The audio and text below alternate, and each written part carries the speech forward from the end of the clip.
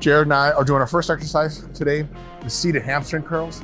So the seated hamstring curl is an effective exercise because it trains the hamstring in a stretch position, which is especially effective for muscle growth and strength. And today you'll see that Jared leans back in his curls because he can produce more power that way. I lean forward on the to pre-stretch the hamstrings more. You could do whatever you want. This is just down to personal preference, but there is that added benefit for leaning into your seated hamstring curls. Leaning forward flexes your hips more. Since the hamstring cross both the hip and knee, flexing the hip lengthens them at a further starting position. That means you're training them at even longer muscle length, which is very beneficial for hypertrophy and resilience against hamstring strains. So it's not a right or wrong. Try both to preference to see how it goes. Exactly what Mike says. There's no right or wrong answers. Just try and see what's best for you. I personally much rather lean into it because I can get that extra stretch.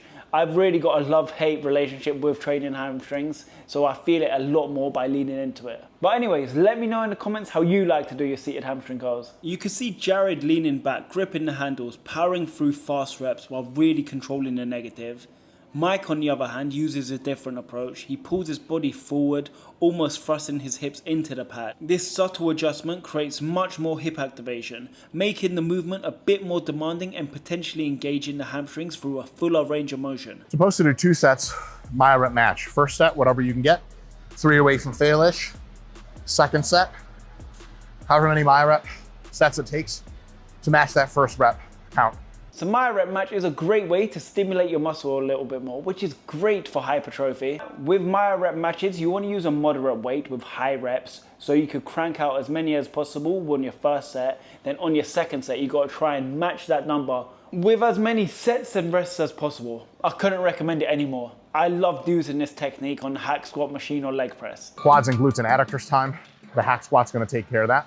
So they're completely switching up now. With the first exercise, the seated hamstring curl, this was an isolation exercise which only worked the hamstring, whereas with the hack squat, this is a compound movement. So it's going to be working a lot more muscle groups. And now they went into this pre-exhausting their hamstrings with the seated hamstring curls. They may be feeling this exercise a little bit more in the hamstrings because of this. I'm controlling that eccentric because Jared and I are, a humble brag, strong enough to where if we didn't do that, we could use a lot of weight and get ourselves a lot of hurt. So the most important thing about the majority of exercise is controlling the eccentric. It's not about loading the weight as heavy as possible and getting it up and bringing it down for X amount of reps. It's about lifting responsible, choosing a weight which you can lift up and control on the way down. That's where the muscle growth happens. Usually the limiting factor in most people, as far as getting the most amount of knee flexion goes, is their ankle mobility. There's obviously anthropometry differences, so femur length, things like that, where you can stand wider, point the toes out more, open the knees more, hips more. But most implementations that we use require an elevated heel. So I have terrible ankle mobility from years of growing up playing football and constantly rolling my ankles. And I've tried the weightlifting trainers and to be honest, I didn't really like them. And although I do have terrible ankle mobility, I still love the hack squat. This is probably one of my favorite leg machines. For me personally, on my leg day, I always wear a Converse, just something flat. I'm just so used to this. But if you want to take a page out of Jared's book, go ahead, let me know how you get on in the comments. If you're enjoying this video so far, give it a thumbs up. You can really see how deep both Jared and Mike are getting on the eccentric reps. Jared hits the bottom and immediately explodes upwards with power, while Mike on the other hand takes a slightly different approach. He pauses at the bottom for a second or two, which eliminates momentum and forces the muscle to do all the work before driving back up explosively. Then at the top of the movement, Mike adds another short pause. This is to manage fatigue so he can maintain control and keep his reps clean and effective throughout the whole set. now we're doing some dumbbell stuff, dumbbell lunges. So I'm not gonna lie, I've been going to the gym for over 10 years now, and I could count on one hand how many times I've done lunges. They just don't agree with me because of my terrible ankles. My stability is not there, I'm so unbalanced, I'm all over the place. So for me, I just avoid them at all costs.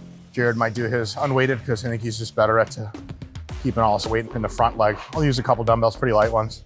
For the purpose of this video, I did try lunges for the first time in forever. And I'm not gonna lie, I kind of liked them. I made sure I'd done what they said and emphasized the stretch of my quads by leaning into this. And I quite liked it, to be honest. Really try to focus all that weight in the front leg. And one of the ways I'll do that, and you guys will see this on video, instead of stepping back on my toes on the back leg, I'll actually step on my toenails, essentially. So when I was trying this, I was a little bit off balance when I kept trying to land on my toe, so it just didn't work for me. So I didn't try this technique as much. But leaning into this movement, on the other hand, is an absolute game changer. It's making me reconsider my hate for lunges. It's really awesome for just giving you enough stability, but not really letting you push off that back leg. Why? The front leg in lunges is the one that stretches the glute out.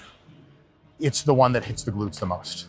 So by landing on your tiptoes completely eliminates the use of your back leg. So it is a great tip and you should definitely give it a go. But again, like I said, I've already tried this and I didn't necessarily like it. I was a little bit unbalanced and uncoordinated for this, but that might just be me. First set 20, I'm gonna do another 8 and then call it. Very short rest, so kind of myo-rep-y.